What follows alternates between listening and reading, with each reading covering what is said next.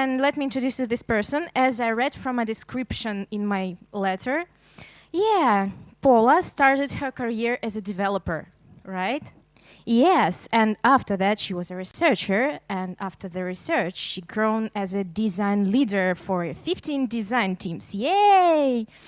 So let me introduce you Paula Mariani. Yeah, give her a warm welcome. Thanks so much. Thanks for being here. I appreciate it. Let me put my timer first. So thanks so much for joining this talk in English and for caring about the leadership topic. I want to start saying that leadership is not just about managers or team leads. So if you are not in any of those roles, don't worry about it. And if you are, great as well. So, okay, let's go for it. We have a few things to go through. And also, I would like to practice with you. Are you ready for that? Okay, let's see if this works. Okay, so I'm Paula. I'm Argentinian. I live in Barcelona. As Daria said, I started as a front-end developer. I'm a computer scientist. I'm a yoga teacher as well. Yes, true. And I've been doing many different things all over these years as a UXer. And I wanted to share a little bit of my experience and about the things that actually work for me. So many of the things that you're going to see maybe resonate to you or don't. I don't know. But I want to share my experience. And it's a pleasure to be here. Thanks so much. Okay, so let's go with the topics we're going to go through today. First, we are going to remember what does it mean to really have an experience, like as a human being. Then we are going to explore a little bit of the narratives that are around there about this dilemma of being a leader, being a manager. What is this out there? Then we are going to go to very specific topics related to the job of the leader from a macro perspective. So we're not going to talk about specific skills that you can read on internet, but more about macro perspectives of leading. And then our responsibility as design leaders or even developers or product leads, all of us crafting the digital world. The responsibility that is out there for all of us. Managing people, not managing people, just doing what you're passionate about. Okay, so what it is to have an experience? So sometimes we believe that it is just in our mind something that we experience. No, we can experience something just by thinking about it. But actually, our mind is just one tiny part of our whole body. No? So if we just focus on experiencing something with our brain, we will be jumping from illusion to fears. So actually, none of that is real. So let me explain you why. In our body, we have actually many brains. And these ones are actually the 3 key brains we have. I wonder how much are we using them? I believe that we are using them a lot, but sometimes we are not so aware, So we use our brain, of course, to think, to decide, to plan, to put OKRs, key results, and to know that things are going to happen. This is super good and useful. But what about our heart? Did you know that actually our heart is making so many neuronal connections? It's actually the realm of sensing, of feeling.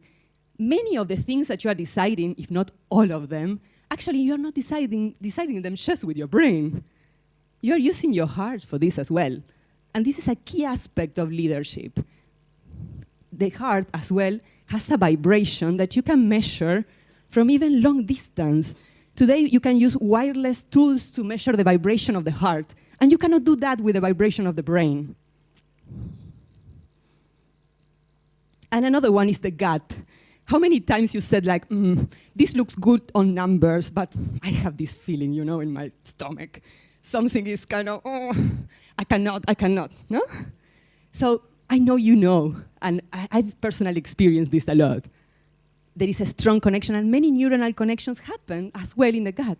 Many stomach problems are also related as well with our brain. So it's really, really crazy how we work as human beings and how we are actually making decisions. So, hey, this is all nice, no? But let's practice. Let's see how this looks. Stand up, if you want. Hope you all can see me. And if not, I will move around. Okay, so we will practice together a technique that is called centering. When you are leading whatever you are passionate about, the first thing whoever is going to see about you is your presence, is what you actually put out there, is you. So let's practice centering, a tool that I've been using all the time, and it's here, it's available. So okay, let's stand still. If you want to close your eyes, do it. If you don't, I understand. I won't close my eyes so I can see you. And start breathing deeply to your stomach through your nose. As slow and as deep as you can. Inhale. Then try to take your air to your lungs and bring your air up to your clavicles, to your shoulders. This is a very weird concept sometimes, that we can actually take our air through all our physical body. Now think of your physical body in length. Project yourself in length. Try to extend yourself as tall as you can. So really see how it changes when you are actually standing as tall as you can. Opening your shoulders up and really finding ground when you are standing. Feel that your toes are there and you are holding. Now we are going to breathe in width. So you're going to start breathing again with your nose from left to right. So try to inhale as if you were inhaling from left to right. And see your heart expanding, all your thoracic area expanding and opening when you are actually inhaling in your width. This gives you space. With this type of breathing, you are taking the space. And this is the first seed of any leadership action. You take the place, and you now are taking your space in length and in width. This is the first thing that you always do when you want to project something. So now breathe normally and think for yourself and feel in your body the difference. So you can take a seat. Thanks so much for participating and daring to experience. You did it fantastic.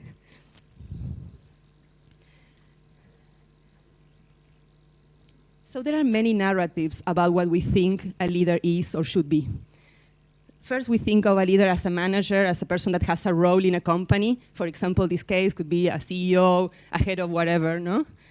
He's always putting key results, having business impact, keeping the thing in control, you know? So this is a very typical narrative that we have all grown with, I imagine, no? I mean, at least that is my story. Building this high-performing team, no, that we are going to success together, and having a very specific idea of what success actually really means. No? So this is one of the narratives. It's also very masculine-oriented. I'm not talking about gender, I'm talking about energy, because actually all the business ground has been designed and shaped by men for a long, long time. So this is the first narrative that we can see out there about what it means to lead. Another more modern narrative that we can see out there is more pink as well. It's more like, okay, we are all connected, we are all eating healthy, we have more like a group relationship, we are kind of a family, we work in open spaces, we are more merged together. This is also a narrative that is out there that we can also choose to believe or not. No? So this is interesting. We may have our to-do list, our relaxing spaces, more centering on the self. Oh, I leave this on the table all the time. So then, okay, if we have all these narratives and many more out there, so then what is the point of reference for any of us if we want to lead with what we are passionate about, or if we want to lead our teams? What is the point of reference, no? Actually, we choose what to believe. If we can see and detect that the narratives are out there, we can actually pick whatever works for ourselves. But for me, the point of reference has always been in nature. I believe that when I don't know how to do something, if I think, oh my goodness, I have this situation, I don't know how to face it, I will try to observe how it works in nature, as it has been there forever, no?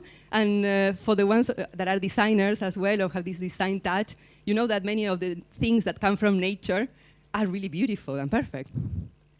Apart from that, I chose this photo because the lighthouse, something that we have made as humans, also talks a lot for me to what leadership means. A lighthouse will be there standing still if the weather is nice, if the weather is not, lighting something up for the ships to get to a point. But a lighthouse cannot jump into the water to rescue the ships.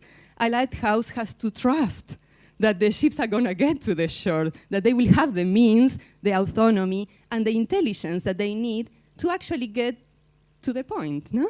So when I see pictures of lighthouses, it always reminds me to what it means to lead a project, to lead an idea, to open the path, or to lead a group of people as well. Okay, I will check the time because I'm always, okay, that's good. So what is the real job then, no? What is that we have to do if we want to lead something? Okay, so now we have all the design things that are broken here, okay. But we have to hold the space. That is the first task of any manager or any lead, of any person that is actually leading something, a team or an idea.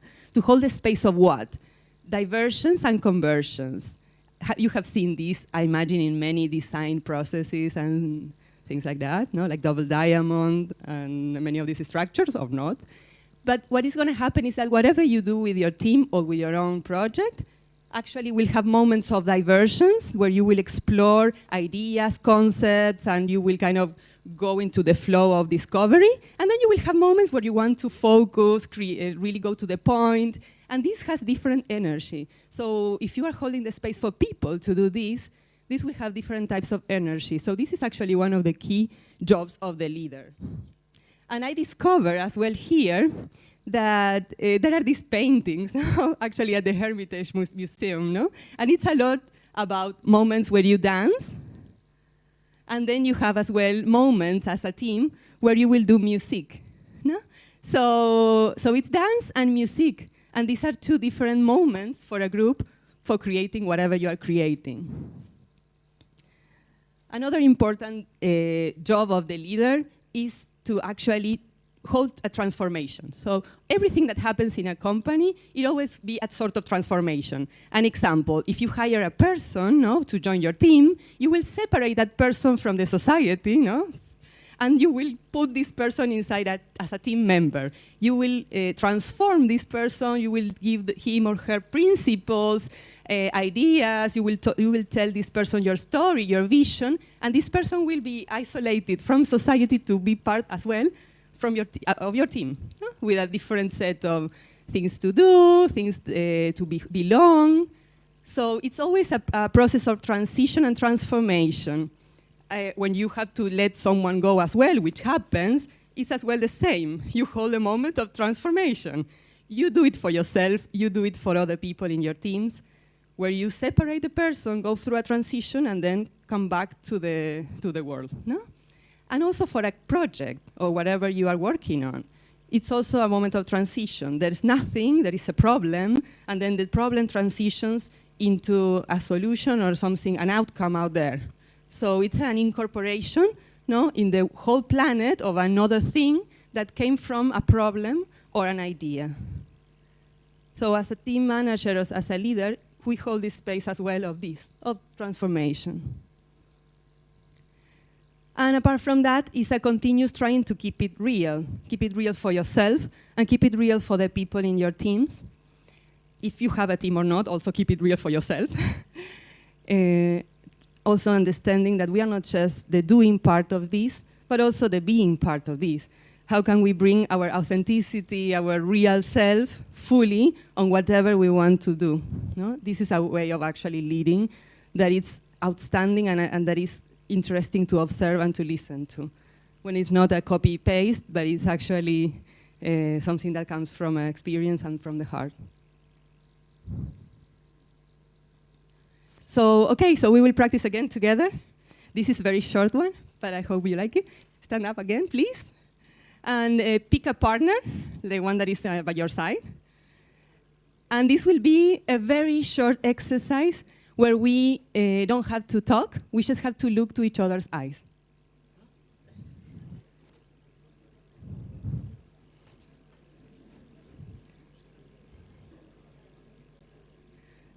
sometimes when we wonder who we are, what is our authenticity or connection, we can always look at each other's eyes to actually see some spark in there that may reflect some authenticity, perhaps, that we kickstart some conversations.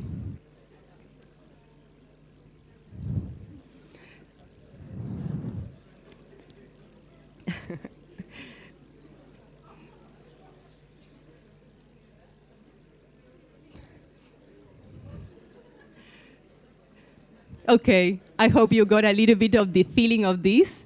Thanks so much. You can take a seat. This is also a very useful tool for when you are in a meeting or when you want to connect with yourself or with somebody else. Just by looking at each other, at the eyes of a person, will make total difference. And you can feel what you feel and experience what you've experienced, and it's okay. It's your experience.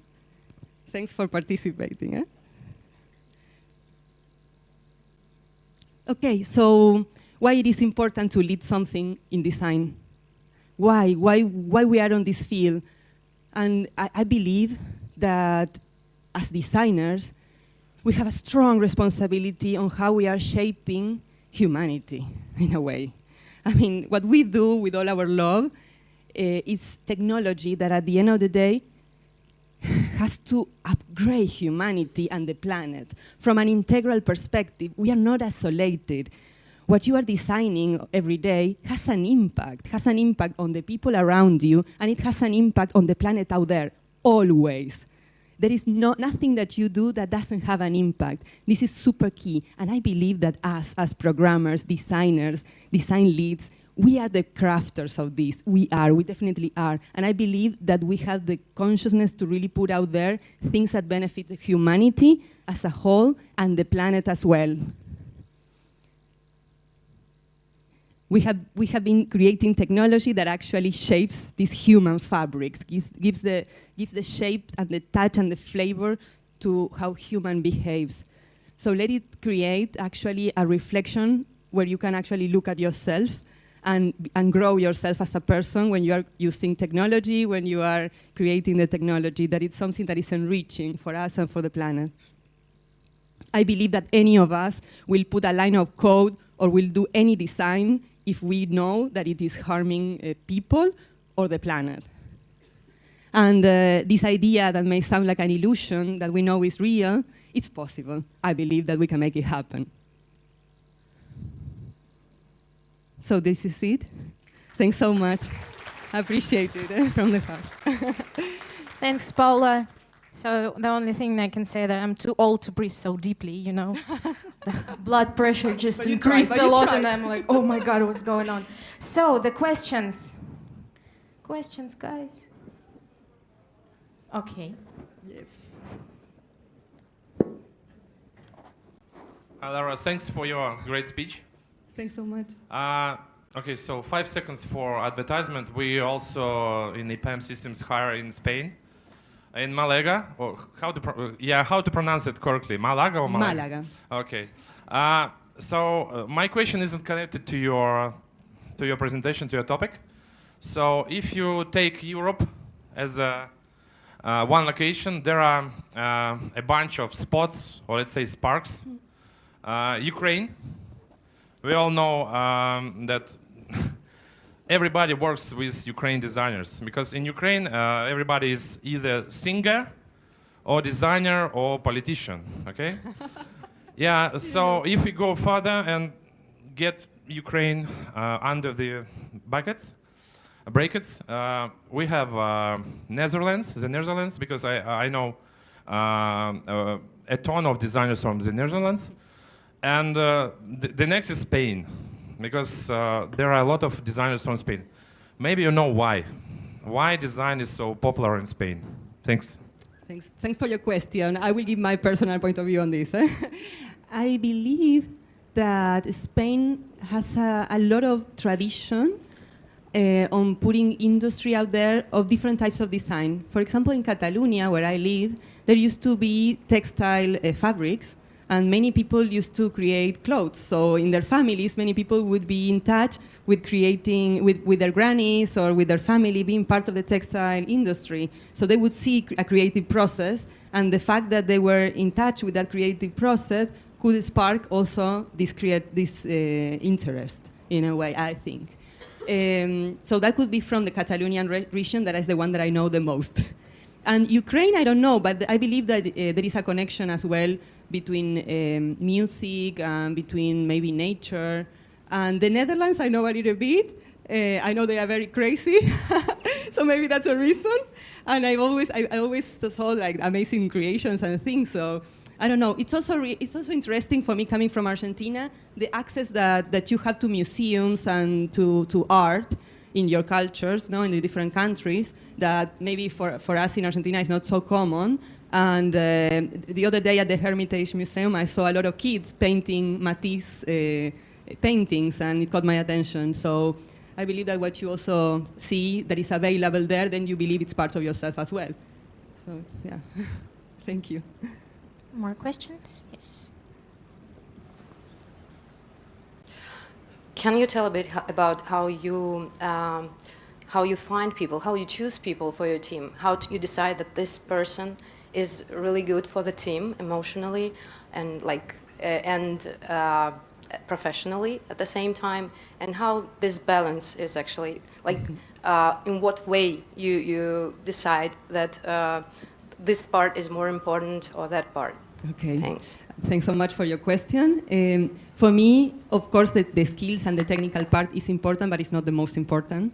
I believe that you can learn how to do something that we can teach you, but we cannot teach you how to approach life somehow. So that is the part that I care the most. And in the practicality side of it, I would ask the person to join the team to go for lunch together, so we can see how the person interacts and also what are the conversations.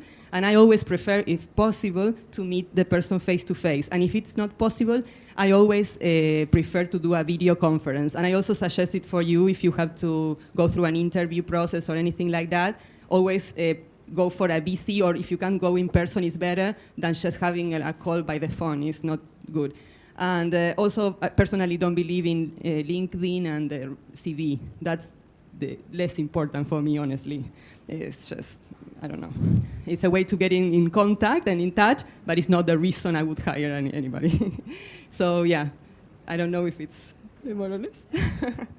Thank you. Yes. One more? Ras. Thank you. Thank you. And how you keep your team out of burnout? How you cheer up them? And sometimes we all know happens not that good. I don't know how to say it. Fuck-ups. Sorry. Yes, I understand. It's typical situation that we burn out, that we go crazy with the stuff we have to deliver, or even with situations in life. This is also depending on the case.